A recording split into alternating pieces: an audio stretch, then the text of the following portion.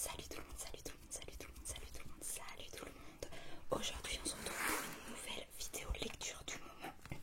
Et je n'ai plus avec moi la plupart des livres parce que maintenant vous savez j'essaye dès qu'ils sont disponibles de les emprunter à la bibliothèque. Et sinon j'attends qu'ils soient disponibles un jour en priant à la bibliothèque. Mais j'en achète encore quelques-uns. Donc déjà j'ai lu le tome 2 de la saga Sacrée Mamie que j'ai découvert il n'y a pas très longtemps, du coup en manga, et j'avais eu le tome 1 et je l'ai adoré. Et donc j'ai vu qu'ils avaient... Non, j'ai fait, on peut faire des propositions sur l'appli du réseau de bibliothèque où je suis, et donc j'avais proposé qu'ils mettent à disposition cette saga, et donc ils l'ont fait. Et donc je crois qu'il y a 5 tomes et j'ai pu me procurer le deuxième et j'ai tout autant adoré. Je vous mettrai images et résumés vu que là je ne les ai pas. Coucou petite Natcha d'amour. Et en fait je peux pas vraiment vous raconter, c'est toujours l'histoire de ce petit garçon qui vit avec sa mamie. Toujours ça suit, c'est vraiment à la suite du tome 1, genre on est en plein dans une action dans le tome 1 et on n'a pas la fin, et donc ça, on arrive directement dans ça dans le tome 2, donc il n'y a vraiment pas de temps qui se passe entre, et on continue de suivre la vie assez cocasse de ce personnage qui apparemment est quand même la vraie vie de l'auteur, ou c'est peut-être pas tout, je sais pas, j'aimerais bien savoir ce qui est vrai ou pas.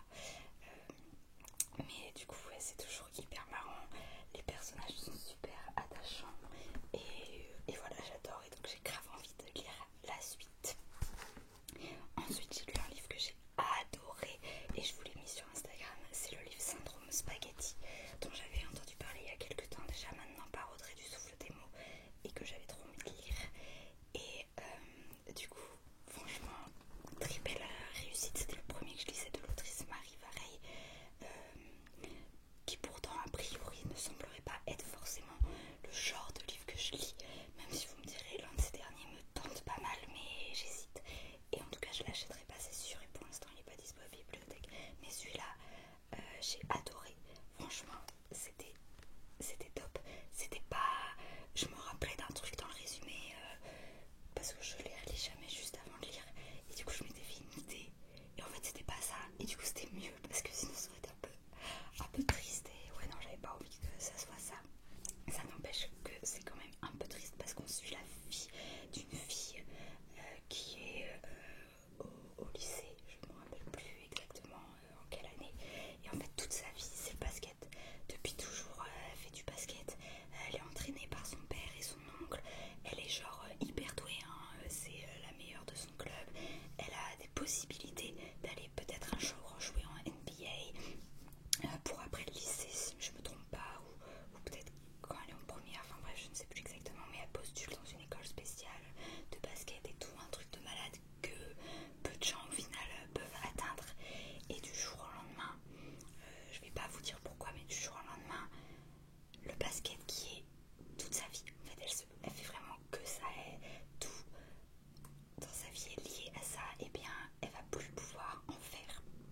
Tout va s'effondrer pour elle, parce que quand c'est quelque chose que tu adores en plus, parce qu'il y en a ils font une chose parce qu'on leur a dit ou parce que c'est bien, mais elle vraiment elle aime ça, elle adore ça, elle imaginait son avenir, elle a vraiment basé tout son avenir dessus, tout son passé aussi basé dessus et son présent, elle a des amis aussi grâce à ça, enfin dans sa famille c'est aussi un lien, et donc là tout s'effondre pour elle, surtout que déjà elle vit ce truc affreux de devoir se séparer du basket, mais à ce moment là c'était le moment où elle en avait le plus besoin, parce qu'elle va perdre quelqu'un de proche va mourir, et du coup pour elle le seul moment où elle se sentait pas complètement désespérée, désemparée, et où ça allait légèrement mieux, c'était quand elle faisait du basket, et là elle apprend qu'en plus il faut qu'elle arrête ça, donc son monde s'effondre sous tous les aspects possibles, parce qu'en plus la personne qui est décédée, je vais pas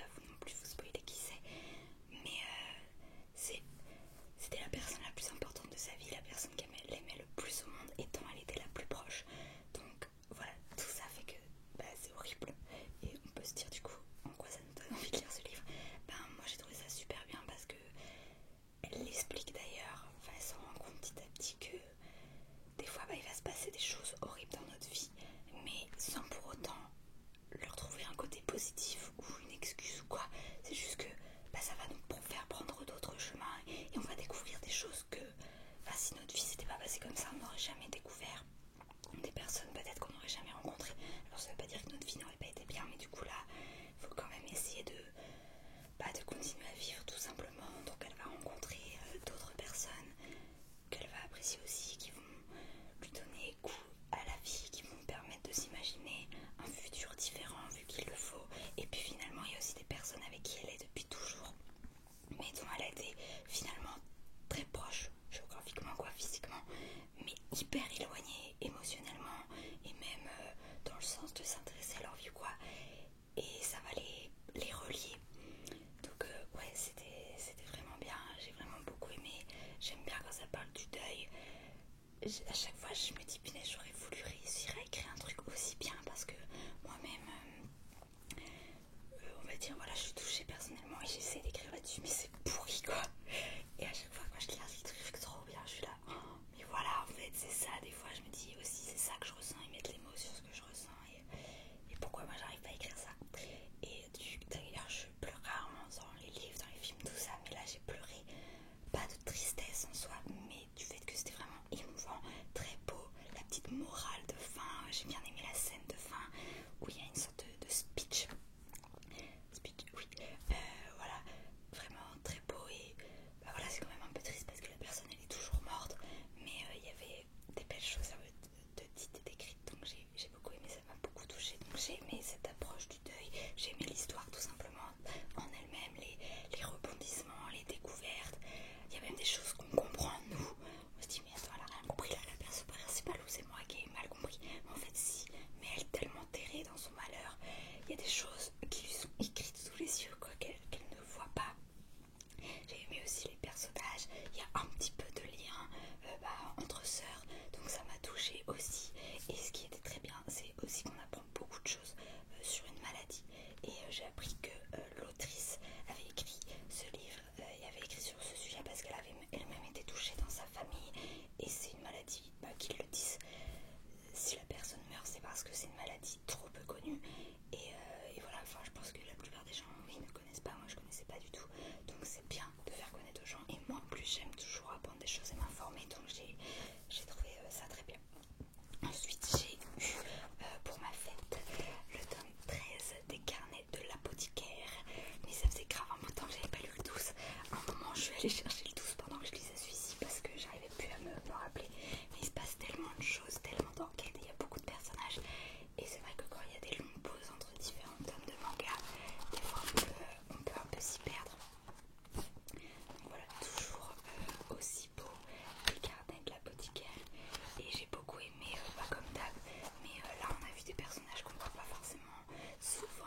On a vu le côté plus Mao Mao, elle est souvent avec des personnages pas du même style qu'elle, pas du même rang social et pas du même âge, et là on l'a beaucoup retrouvée avec ses amis, donc des filles du même âge qu'elle, du même rang, qui partagent, voilà, des choses en commun qui sont très différentes quand même, mais du coup j'ai bien aimé un peu ce côté d'amitié, voilà, ce côté peut-être, c'est pas vraiment de l'insouciance, mais ce côté plus libre, plus simple, que Mao Mao n'a pas la chance de vivre très régulièrement.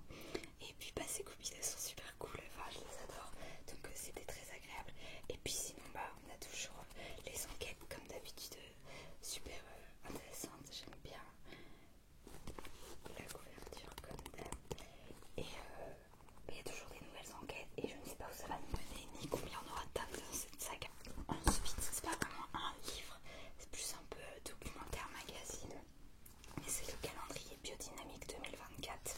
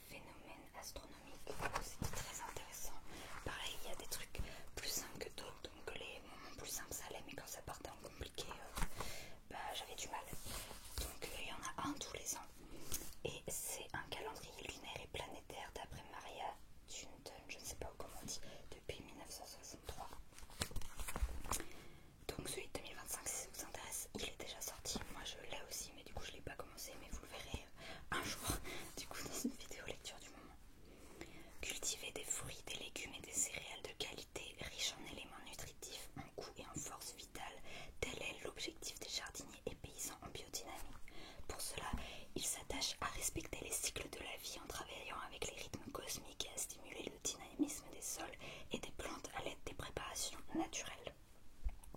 Ce calendrier, fruit de plus de 60 années de recherche de l'Institut de Mariaton, est un guide indispensable pour y parvenir. Ces concepts sont aujourd'hui reconnus et utilisés pour tous les travaux d'agriculture, de jardinage, d'apiculture, de sylviculture et de viticulture. Il n'est pas seulement lunaire, il prend aussi en compte les rythmes de toutes les planètes et du système solaire. Il y avait vraiment beaucoup de choses, c'est ce que je dis en fait. À des moments, il y avait des conseils un peu plus simples que tout le monde pouvait mettre en place. Et puis après, plus tu étais expérimenté, plus tu t'intéressais à ça, plus tu avais le temps aussi, voilà.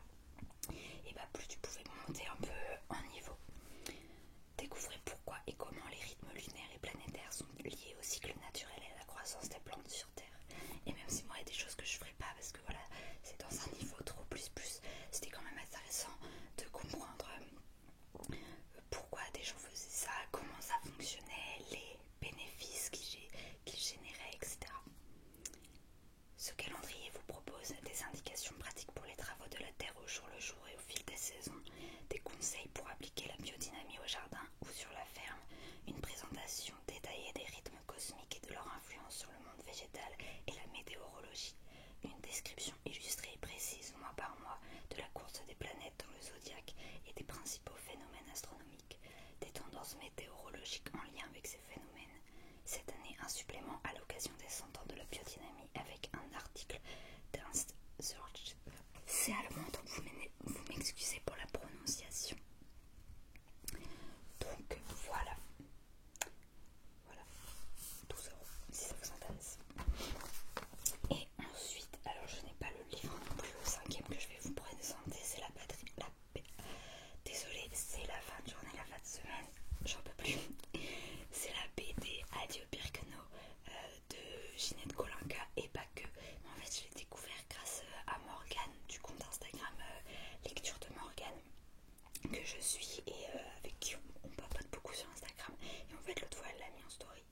Et là, j'ai vu Ginette Kolinka, j'ai fait ah, je savais pas du tout qu'elle avait fait une BD Ginette Kolinka.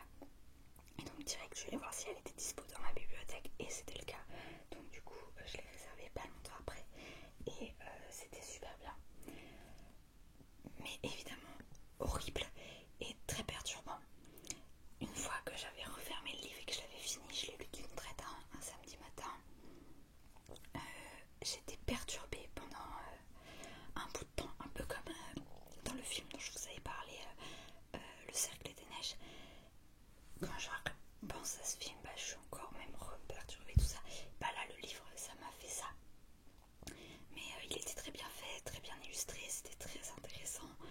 Ça a montré aussi des côtés, moi qui commence quand même à avoir lu, pas énormément, mais quand même pas mal de livres sur les guerres en général et sur celle-ci. Et sur l'impact du nazisme à cette époque-là. Et malgré tout, j'ai vu encore une nouvelle histoire sous un nouvel angle, avec des nouvelles choses que je connaissais pas. Et voilà, et c'était affreux, mais en même temps intéressant et enrichissant. Même si en fait on ne devrait pas avoir à s'enrichir de ça, parce que ça ne devrait pas avoir existé.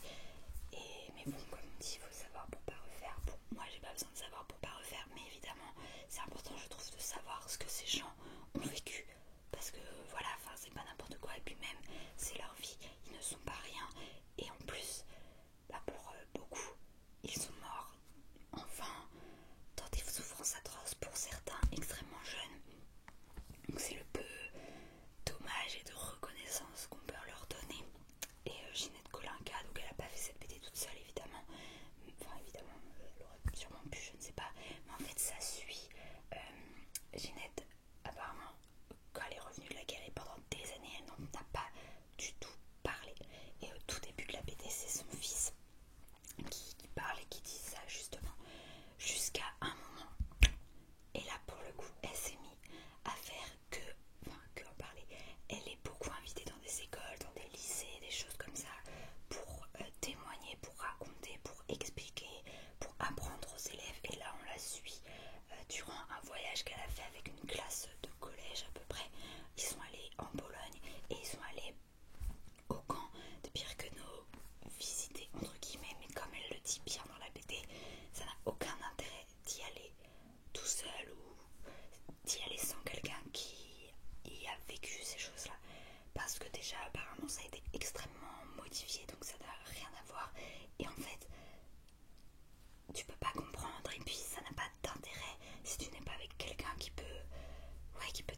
de ce qui s'est passé ici quand tu y vas, même s'il n'y a rien vécu, même si tu essayes de rendre hommage, de t'imprégner et de respecter tout ça, tu peux pas vraiment, même si tu sais plus ou moins ce qui s'est passé, voilà, c'est pas pareil.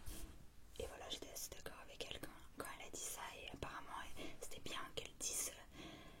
Mais là, vous voyez, ils ont fait des travaux carrément. D'ailleurs, pourquoi? Parce que pourquoi avoir fait des travaux pour faire paraître ça mieux enfin, je sais pas. Mais par exemple, à un moment, elle me parle des toilettes et dit non, c'était pas comme ça, c'était bien pire et tout. Et c'était super beau parce que la relation avec les élèves qui posaient des questions hyper pertinentes, intéressantes, vous voyez que ça leur plaisait de travailler là-dessus.